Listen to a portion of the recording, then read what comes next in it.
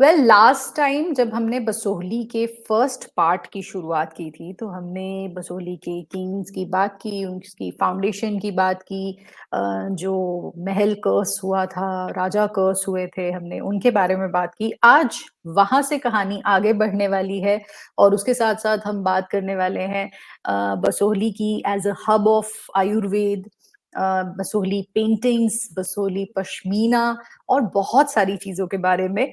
So let's begin History Mehakma with Juhie. Know your roots.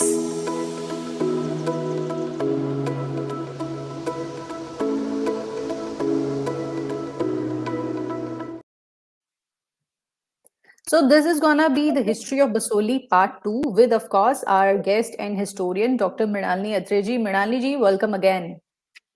Thank you, Juhie. Namaste to all the viewers. तो आज कहाँ से कहानी आगे बढ़ने वाली है? Last time we spoke about Raja Bhupat Pal. Yes. And I think आप पहले हम कुछ राजाओं के बारे में जान लें जो इम्पोर्टेंट थे. उसके बाद फिर we will discuss about Basoli paintings and Basoli pashmina जिनको अभी Sure, जीआई टैग भी मिला है. sure. तो पहले इम्पोर्टेंट रूलर हमने भूपत पाल की बात की थी. फिर उनके बेटे आते हैं संग्राम पाल. इनके बारे में अगर हम एक वन लाइनर दें तो he was the king who fought 22 wars and he had 22 queens. रानियां थी, 22 रानियां थी. Okay. तो ये एक वन लाइनर हो सकते हैं इन राजा के बारे में. तो Sangram Pal again he was minor when he became the ruler. और जो है ये आगे भी हम देखेंगे कुछ रूलर्स पहले भी किए देखा है कि बसोली में जितने भी रूलर्स ने एक्सीड किया मतलब when they succeeded to the throne they were all mostly minors. 7 साल के 2 साल के या जस्ट बेबीज. तो ये पता नहीं एक पेक्यूलियरिटी है जो बसोली में ज्यादा देखने को मिलती है हमें बसोली के राजघराने में. तो similarly he was also 7 years old. तो जो फतेह जंग थे जिन्होंने इनके फादर भूपत पाल को हेल्प किया था थ्रोन वापस लेने में. So he became the guardian and he manage the state affairs. और इनके बारे जब he came of an age तो इनके बारे में ना इनके hands he was so handsome so beautiful कि वो दूर दूर तक कहते हैं ना मशहूरी हो गई. And the emperor Mughal emperor also wanted to meet him. And because to keep the hill chiefs under so that they do वो जो not rebel. रिवाज था एक.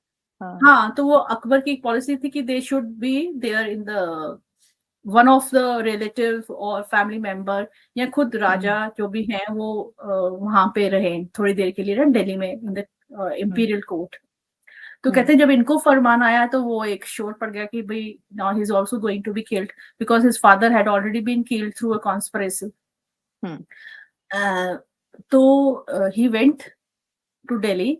तो कहते हैं कि जो महाराजा थे अकबर थे वो बहुत खुश हुए इनको देख के और इनको खिलत दी जागीर भी दी. And he came back and then for some time he was under the kind of protection from the Mughal emperor. और इसी when he went to Delhi तो तब कहते हैं कि एक और इसके साथ कहानी जुड़ी है कि वो इतनी उनकी जो खूबसूरती थी ना वो जो बेगम्स थी उनके पास भी पहुंच गई कि कोई आए हैं जो बहुत खूबसूरत है. So they also wanted to see him. तो कहते हैं कि उनको फिर लेके गए अंदर महल में. तो उनकी ना आंखें बंद थी बिकॉज वो जनाना था वहां पर मेल्स नहीं जा सकते थे. तो लेडीज ने वहां पर जो बेगम से उन्होंने बोला कि खूबसूरती तो सब आंखों में होती है तो उनकी उतार दीजिए. तो देन वो दैट जो नैपकिन डाला था उनकी आंखों के आगे तो वो उतार दिया. And then he met the begums और उन्होंने भी काफी सारे गिफ्ट्स दिए and he came back. And after he came back then we find that he went to number of campaigns. He tried to subdue the neighboring states. So that shows कि उनके पास शायद एक kind of protection थी from the Mughal emperor. And he actually became famous for 22 wars. कि उन्होंने 22 wars लड़ी हैं और 22 उनकी रानियां भी थी. तो but he died without an issue. कोई औलाद नहीं थी.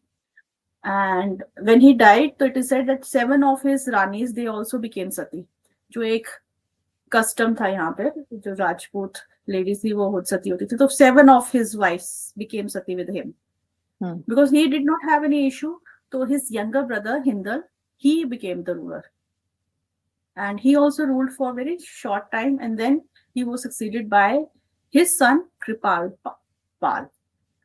Okay. And तो ये कृपाल पाल का पीरियड जो है वो वेरी एक इम्पोर्टेंट है because he was the person who gave patronage to Basohli paintings, जिनको आज हम इतने जानते हैं, फेमस, वर्ल्ड फेमस है, तो वो that was under his patronage. So you can say that during his time the patronage was given to art, literature, especially Sanskrit literature. And it was this ruler, Kripal Pal, who got Charak and Shushruta books translated and compiled by the local Brahmin Sanskrit scholars. जो ही आपको पता है कि आज भी वहां पर एक इम्पोर्टेंट संस्कृत पाठशाला है जिसको चूड़ामणि पाठशाला कहते हैं, संस्कृत पाठशाला.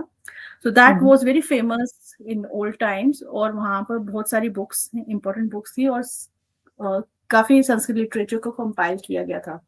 और वैसे भी इसका नाम विश्वस्थली भी रहा है इन द पास्ट, तो that was for a reason.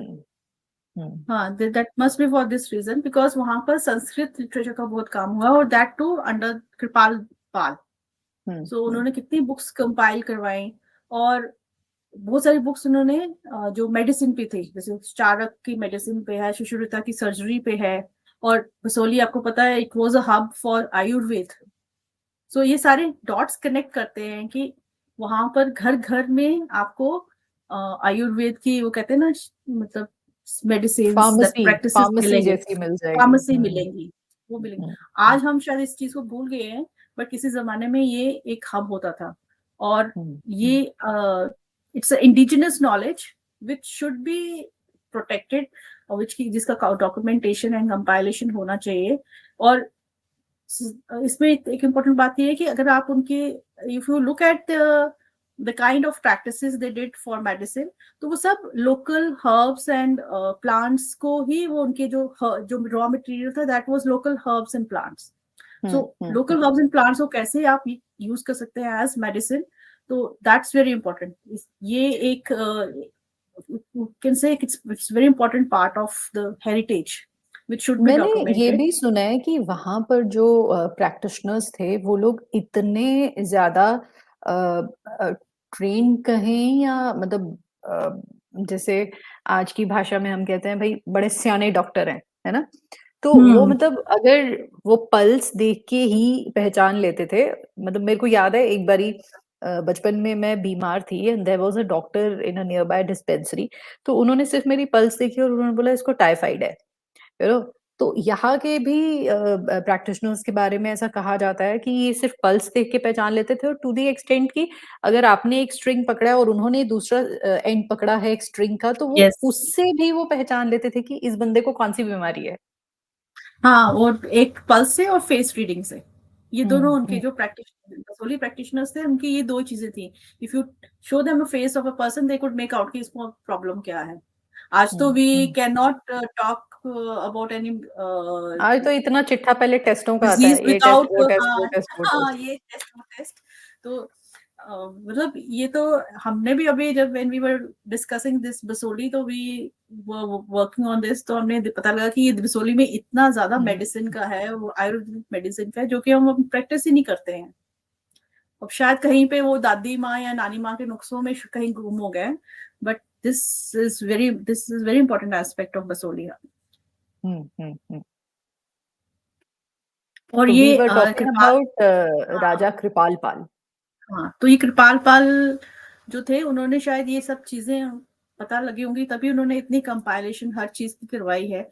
और उनके टाइम पे ही ये ज्यादा जो मेडिसिन, सर्जरी और ये लोकल आयुर्वेद को एक कैन से एक काइंड ऑफ इनकरेजमेंट मिला था.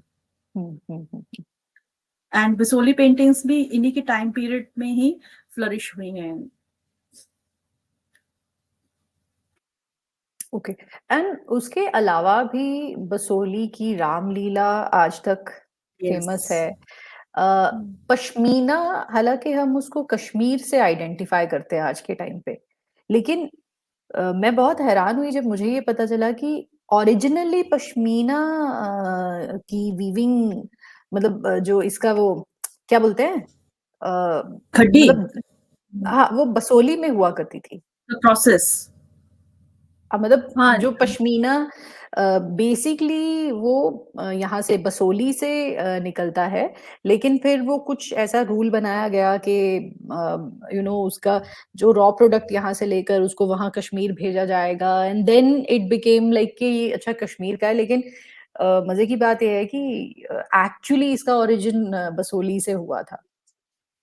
हाँ, नहीं, जूही देखो, अगर आप if you talk about pashmina, pashmina as cottage industry दो ही जगह है, एक कश्मीर में, एक बसोहली में, और दोनों का वे ऑफ मेकिंग भी सेम है, लूम्स पे होता है। और दोनों में वही पश्मीना वूल आती थी लद्दाख से, बट बीच में स्टेट गवर्नमेंट ने इसको बंद कर दिया, it could not go come beyond Banihal. तो जो बसोहली के जो पश्मीना मेकर्स हैं, they had to depend on, you can say kind of second rate जो पश्मीना था हम्म। नियर बाय हिमाचल से मिलता था। हाँ, ये सोचने वाली हम्म। बात है, बिकॉज हमने पहले भी फर्स्ट एपिसोड में भी बात की है कि there was a time when there was a close contact between Kashmir and Basohli. Kashmir ने इन्वेट भी किया हम्म। है, हम्म। लेकिन शायद ये उस हम्म। पीरियड में जब ये कांटेक्ट था, so the practice of making pashmina यहाँ से वहां गया या वहां से यहाँ आया, बट देयर वाज, बिकॉज यही दो एरियाज हैं जहां पर ये pashmina is worked the way they it is now, मतलब दोनों पे लूम पे इट्स कॉटेज इंडस्ट्री, कहीं पे नहीं है ऐसा। तो इट्स द सेम थिंग। सो हो सकता है किसी जमाने में ये कॉन्टैक्ट से ये बसोहली आया प्रैक्टिस, या बसोहली से वहां गया, तो that needs to be looked into. And then I Ramlila think की बात कर रहे थे आप। रामलीला जो है हाँ, बसोहली की, that is also very very famous. हाँ, और बसोहली की रामलीला जो है इट्स 100 ईयर ओल्ड, वो अर्ली 20th सेंचुरी में शुरू हुई थी, but it started, and if you read about its history, so the people who started this Basohli Ramleela at a very small scale, लेकिन वो ऐसा ऐसा, दो they faced so many problems, लेकिन ऐसा ऐसा they kept doing it, और आज बसोहली की Ramlila is considered an important ICH practice in India, मशहूर है सारी जगह। यस, लेकिन ये एग्जैक्टली। 20th सेंचुरी ऑनवर्ड्स ये शुरू हुई थी, पहले नहीं थी। Okay, so coming back to kings, तो कृपाल पाल के बाद who comes next? Kripal Pal के बाद नेक्स्ट इंपॉर्टेंट रूलर है हमारे धीरज पाल। अ, धीरज पाल के जो रूलर थे उनका अ, एक इम्पॉर्टेंट आप कह सकते हैं जूही कंट्रीब्यूशन ये था कि when he became the ruler, और चंबा में जो रूलर थे वो भी चेंज हुए, वहां उदय सिंह आए, तो इन दोनों ने आपस में एक पीस ट्रीटी साइन की। So that gave peace to both Chamba and Basohli, जो कि फिर बाद में नहीं रहा, बिकॉज व्हेन धीरज सॉरी जो ये उदय सिंह थे वहां के रूलर, ही वाज किल्ड। तो उसके बाद उनके कजन आते हैं गद्दी पे, and he again starts that enmity, that wars, and finally Dheeraj Pal जो थे, he was killed in that war, and then there was a new ruler. Dheeraj Pal के टाइम पे आप कह सकते हो it was a peaceful period so far as Chamba is concern. नहीं तो हमेशा चंबा का और बसोहली का नेबरिंग जो उनका एरिया था, जो जो मेन उनके एरियाज थे जो आपस में लगते थे बाउंड्री पे, वहां पर हमेशा ही टेंशन होती थी। ओके। तो उसके बाद मदनी पाल आए हैं, तो मदनी पाल ने भी again he what he did कि वो चंबा पे अटैक किया। ठीक है, बिकॉज यहाँ तो चंबा जम्मू पे अटैक करता था, यहाँ सॉरी बसोहली पे अटैक करते थे, या फिर बसोहली चंबा पे अटैक, तो ये इनका कॉन्फ्लिक्ट रहा, बट ये धीरज पाल के टाइम पे ही थोड़ा सा ये पीसफुल रहा। तो मदनी पाल टुक अवे, जो भी उसको जो चला गया था एरिया, वो वापस उन्होंने लिया। देन इसके बाद मदनीपाल के बाद उनके बेटे आए हैं जीतपाल, बट उसके बाद जो नेक्स्ट इंपॉर्टेंट रूलर है वो है अमृतपाल। तो ओके अमृतपाल का पीरियड है 1757 ऑनवर्ड्स। इनका भी again he was young boy, he was hardly 12-year-old when he became the ruler. अब अमृतपाल का टाइम पीरियड जो है वो वही पीरियड है जहाँ जम्मू में it was Maharaja Dhruvdev and Ranjit Dev. तो अब जो बसोली का फोकस चंबा से हटके और कश्मीर से जो हट गया, पहले से हट गया हुआ था, तो अब Basoli was now you can say kind of influence under the influence of Jammu, क्योंकि महाराजा रंजीत देव ने अपनी बेटी की शादी कर दी थी अमृतपाल से। तो अमृतपाल जो थे वो ज्यादा टाइम जम्मू में गुजारते थे because he was assisting Maharaja Ranjit Dev in different war campaigns. और इसी में से एक वॉर उन्होंने अगेंस्ट चंबा भी की 1774 में, चंबा पे भी अटैक किया उन्होंने। और कहते हैं कि अटैक इतना जबरदस्त था कि उन्होंने जो कैपिटल थी चंबा की उसको भी बसीज किया। और फिर देन जो चंबा का रूलर था ही वेंट टू सिक्स, उनसे सपोर्ट ली। और फिर जब सिक्स वहां आए तो उन्होंने विद इन जो ये अमृतपाल की जो आर्मी थी वो वापस आई। ठीक है, सो अमृतपाल का भी अगेन सारे कहते हैं कि ये एक गोल्डन पीरियड था। It was a period of prosperity and you can say it was a golden period. So वो प्रोबेबली इसलिए भी था बिकॉज जम्मू भी उस वक्त during the time of Maharaja Ranjit Singh, it was Ranjit Dev, it was a golden period. There was prosperity, and because of the confusion which was in the North India, so the traders थे, merchants थे, they were all coming to the peaceful area. और जम्मू भी peaceful था, बसोली भी because of being under the influence of Jammu Kingdom. तो और जो कश्मीर में मर्केंडाइज जा रही थी वो सारी अब वो प्लेन्स पंजाब की तरफ से ना होके यहाँ से जम्मू वाली तरफ से और बसोली की तरफ से निकल रही थी। सो वो उस पे मर्केंडाइज पे भी टैक्स लग रहे थे, तो that was also source of income for the Basoli.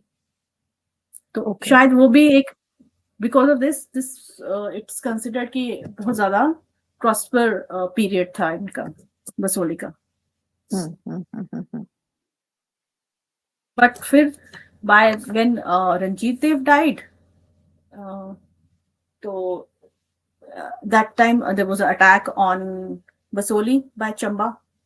तो वो और बिकॉज जम्मू में भी ब्रिटिश देव आ गए थे, तो he could not handle the empire which his father had created.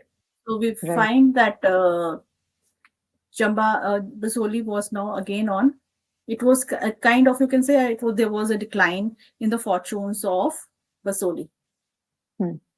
और अमृतपाल के बारे में जो ही एक बात चीज हो रहा है, मैं आज होली फेस्टिवल है तो मुझे ध्यान में आया कि Amritpal gave up his throne during this time, जो होली फेस्टिवल का टाइम था ना, तो उसमें उन्होंने अपनी गद्दी अपने बेटे को दे दी। तो एक्चुअली कहते हैं कि किसी एस्ट्रोलॉजर ने प्रेडिक्ट किया कि this is the day of your death, तो you are not going to live long. तो उन्होंने ये सुना तो उन्होंने अपनी गद्दी अपने बेटे को देके तो खुद ही went to Banaras and then there he died. तो that was during this Holi festival only. तो होली फेस्टिवल है कल, तो मुझे याद आया कि ये भी एक कहानी जुड़ी हुई है उनसे। तो अब because Jammu was on decline, उधर से सिक्स से दे वर क्रिएटिंग इश्यूज, तो we find Chamba again attacked Basohli and Basoli was ransacked, the capital was ransacked. तो कहते हैं कि the Chamba left only when it was given a war indemnity of 1 lakh rupee. फिर बसोली का फिर you can say it was a kind of decline because आपकी city जब ransack होती है, कैपिटल ransack होती है, तो उसको वापस दोबारा बिल्ड अप करने में टाइम लगता है। तो after this the next important ruler was Mahendra Pal. Okay, तो बट फिर अचानक महेंद्र पाल के टाइम पे there was again some kind of prosperity because Mahendra Pal spent much of his time in building palaces, buildings, उन्होंने जो बसोहली पैलेस था उसको रेनोवेट किया, शीश महल बनाया, वहां पे रंग महल बनाए. तो फिर that means when ruler is spending his time in building construction work, so that shows that there must have been some period of respite. And his period is around, he came in 1806-7, and that was a period जो ही हमने पहले भी कितने उसमें discuss किया है episodes में कि सिक्स वर इमर्जिंग वेरी पावरफुल. और 1808-9 में जो हिल स्टेट से उनको रंजीत सिंह ने अपने इन्फ्लुएंस में सुजरेनिटी में ले लिया था. तो now both Jammu and Basohli, they were now under the supremacy of Ranjit Singh, or you can say Punjab और लाहौर. और Mahendra Pal, he went to Lahore, और कहते हैं कि when he was coming back from Lahore, तो he fell ill at Amritsar and he died. He was succeeded by his son Bhupendra Pal, and उनके साथ भी आई गेस ऐसा ही हुआ था. हाँ, उनके साथ भी सेम स्टोरी हुई. But he was not, he had not gone to Lahore for just paying obligations, but actually he was assisting the Sikh army in various campaigns. So when he was at Amritsar, so he fell ill and he also died. So last ruler who, you can say, but Mahendra Pal, Bhupendra Pal के बारे में you can say कि उनकी क्या contribution थी. He was the last ruler who exercised some kind of power or control जिसका पास था. Because after him, the last ruler is Kalyan Pal. कल्याण पाल की भी यही एक बड़ी एक स्टोरी है इंटरेस्टिंग सी कि he was born posthumously. When his father had died, he was born after 2 months. So when he was born, so his mother became the regent, जो रानी थी, and she started running the administration in his name, in the name of Kalyan.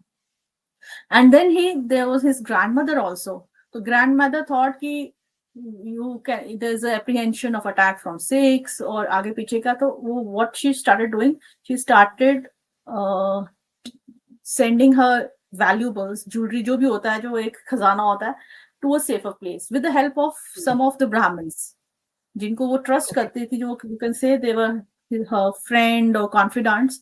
तो उनके through वो अपना जितना भी valuables था कि कोई मतलब सिक्स कल को बोलेंगे, रूलर बोलेंगे, ये महाराजा रंजीत सिंह बोलेंगे कि आप हमें इतना टैक्स दो, ये दो, तो वो बोलेंगे हमारे पास पैसे ही नहीं है. So she sending her valuables to a safer place.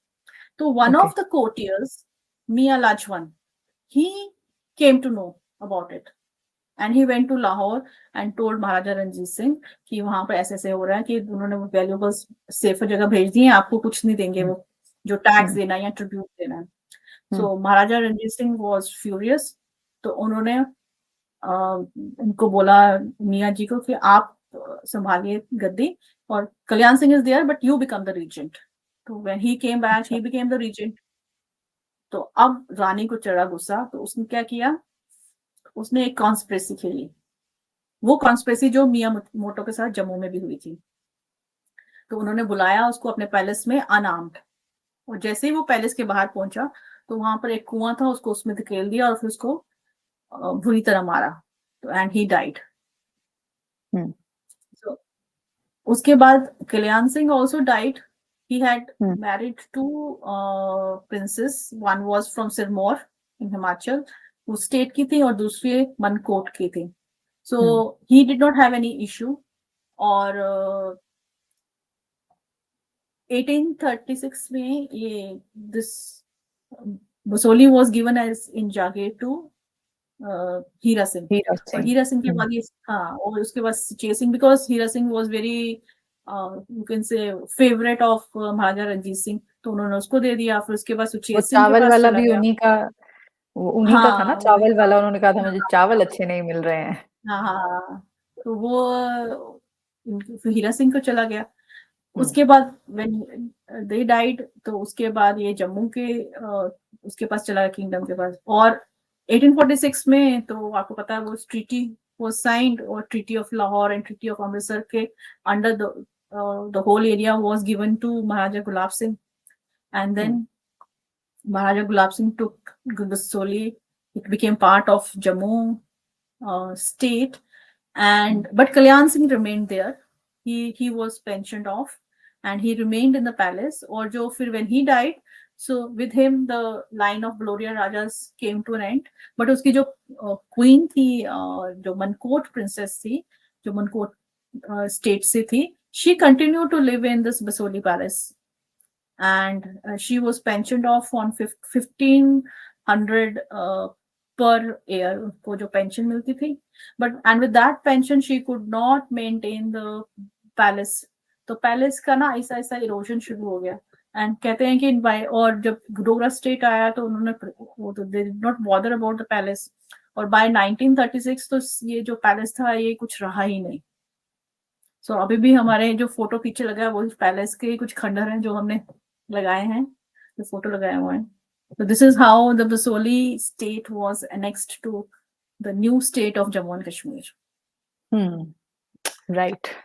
सो अच्छा, बीच में मैंने वो जो चावल वाले किस्से का जिक्र किया, तो अगर कुछ लोग सोच रहे होंगे ये चावल वाला किस्सा क्या है, या बसोली का फर्स्ट पार्ट जो बहुत इंटरेस्टिंग था और भी उसमें बहुत सारे फोकलोर्स और वो सारी चीजें हमने शेयर की थी, तो अगर आप वो सारे एपिसोड्स देखना चाहते हैं पिछले, तो आपको डिस्क्रिप्शन में सबके लिंक्स मिल जाएंगे, आप डेफिनेटली चेकआउट कर सकते हो. And I think that's it for today. Yes. Right. तो भाई सबको होली की बहुत सारी wishes before we sign off. And Yes, अगर happy आपको, Holi. या, और अगर आपको कुछ भी हिस्ट्री महकमा जूही के बारे में अच्छा लगता है, आपको लगता है it adds to some knowledge, आपको जेएंडके की हिस्ट्री के बारे में कुछ थोड़ी बहुत नॉलेज देता है जो हमको नहीं मालूम था, तो इसे जरूर अपने फ्रेंड्स के साथ, अपनी फैमिलीज के साथ शेयर कीजिए. और subscribe to the channel if you like it. You can like the videos, you can share your feedback in the comments. Everything is welcome. And that's it, Mrinalini ji. Yes, Juhie. We'll continue with the new topic in the next episode. Yes, of course. Next week के लिए definitely हम दोबारा कुछ नई interesting stories के साथ मिलेंगे. Till next time, bye bye, take care and happy Holi. Happy Holi.